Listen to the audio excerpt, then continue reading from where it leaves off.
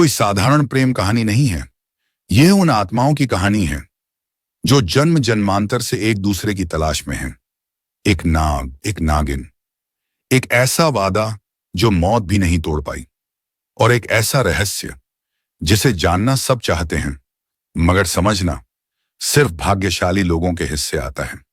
तो तैयार हो जाइए, क्योंकि अब आप सुनने जा रहे हैं एक ऐसी कहानी जो आपको रोमांच, प्रेम और आंसू सब एक साथ महसूस कराएगी। शुरू होती है इच्छाधारी नाग और नागिन की अमर प्रेम कथा।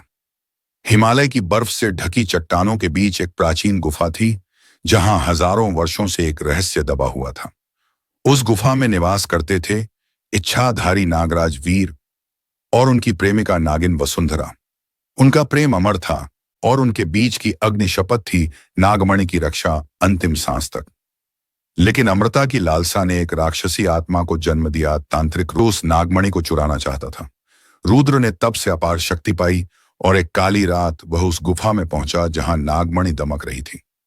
वीर ने युद्ध किया, पर रुद्र छल करता है और वसुंधरा पर पीछे से वार करता है। वसुंधरा तड़पती है और नागमणि की रक्षा करते करते अपने प्रेमी की बाहों में प्राण छोड़ देती है। वीर की आंखों में आग थी, वह तांडव करता है। धरती कांप उठती है, पर रुद्र भाग निकलता है। वीर शिव से विनती करता है, मुझे उसका अंत देखना है, चाहे इसके लिए मुझे मृत्यु भी क्यों न स्वीकारनी पड़े। शिव मुस्कुराते हैं, युगों बाद तुम मिलोगे, जब काल स्वयं तुम्हारा इंतजार करेगा। 100 साल बीत जाते हैं। आधुनिक शहर की हलचल में जन्म लेती है एक लड़की, चंद्रिका। वो सामान्य नहीं थी। उसे हर रात एक ही सपना आता, एक नाग की लाल आंखें और एक गुफा में जलती अग्नि। उसी कॉलेज में एक लड़का था, अर्जुन, शांत, गंभीर, लेकिन उसकी आंखों में भी कोई गहरा रहस्य था। जब चंद्रिका और अर्जुन पहली बार मिले, वक्त कुछ पल के लिए रुक गया। दोनों को लगा यह मिलन पहला नहीं है। धीरे धीरे चंद्रिका के सपने और गहरे होते गए। अब वो वसुंधरा को देखने लगी। गंगा किनारे एक संत उसे मिलता है, कहता है, तेरे अंदर एक नागिन की आत्मा सोई है जो अब जागने को है। उसी वक्त जंगलों में फिर लौट आता है रुद्र, अब और भी शक्तिशाली। रुद्र जानता है नागमणि अब भी पृथ्वी पर है, लेकिन उसे जगाने के लिए वसुंधरा और वीर की आत्मा चाहिए। चंद्रिका की पीठ पर एक नाग का चिन्ह उभरने लगता है, जिसे छूते ही वो तड़प उठती है। अर्जुन उसकी मदद करता है, और जैसे ही वह उसे छूता है, अर्जुन को अपनी पिछली जिंदगी की झलक दिखती है। अब सब कुछ स्पष्ट है, अर्जुन ही वीर है और चंद्रिका वसुंधरा।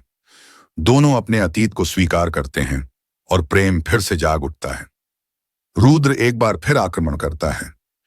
इस बार वह नागमणि को पाने में सफल हो जाता है। धरती कांपती है, आसमान फटता है और एक बार फिर युद्ध छिड़ता है। वीर, अर्जुन और वसुंधरा, चंद्रिका मिलकर रुद्र से लड़ते हैं प्रेम और धर्म के लिए।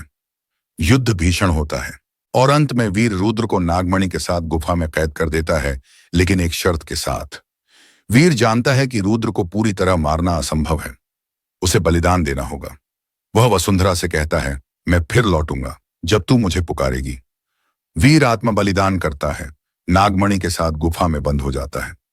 वसुंधरा अकेली रह जाती है, पर शांत है, क्योंकि उसका प्रेम कभी मरा नहीं, वो बस समय से छुप गया है।